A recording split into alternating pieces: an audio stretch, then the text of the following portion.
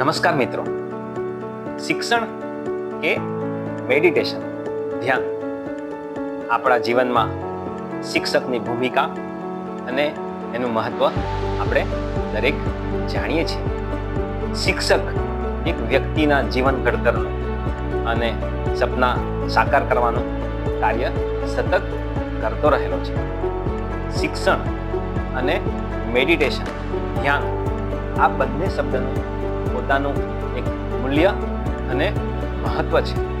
પરંતુ જ્યારે મેડિટેશન કે ધ્યાન શબ્દ આપણે સાંભળીએ એટલે તરત મનના અંદર કોઈ સંત, વ્યક્તિ કે ઋષિ ધ્યાન મુદ્રામાં બેઠો હોય એવું ચિત્ર ઊભું થાય છે. અને સાચા અર્થમાં મેડિટેશન કે ધ્યાન એટલે મનને એકાગ્ર કરવાનો અભ્યાસ. મનને એકાગ્ર કરવાનો કોઈ મોટામાં મોટો અભ્યાસ હોય તો તે મેડિટેશન છે. મન એકાગ્ર થાય એટલે પાવરફુલ બને છે. એક વર્ગખંડના અંદર વિવિધ પ્રકારના બાળકો બેઠા હોય છે. દરેક બાળકની પોતાની વિચારવાની શક્તિ અલગ અલગ છે. દરેકના મનના અંદર અલગ તરંગો દોડતા રહેલા છે. દરેકની પોતાની અલગ ઉર્જા હોય છે.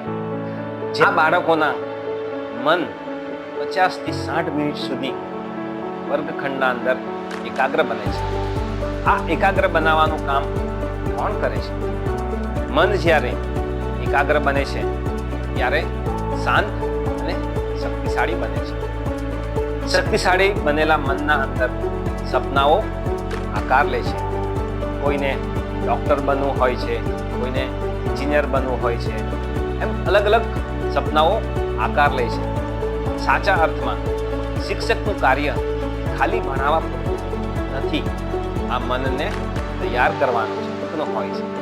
આજના વિષયને આપણે વિરામ આપીશું, પરંતુ એક વિચારવાનો પ્રશ્ન છે. શક્તિશાળી બનેલા મન ઉપર શિક્ષક સપનાનું ચિત્ર ઘડે છે? જો હા, તો તે ચિત્ર હંમેશા સકારાત્મક કે નકારાત્મક હોય છે, પોઝિટિવ કે નેગેટિવ, એ વિશે આપણે આગળ વાતો કરીશું. ધન્યવાદ.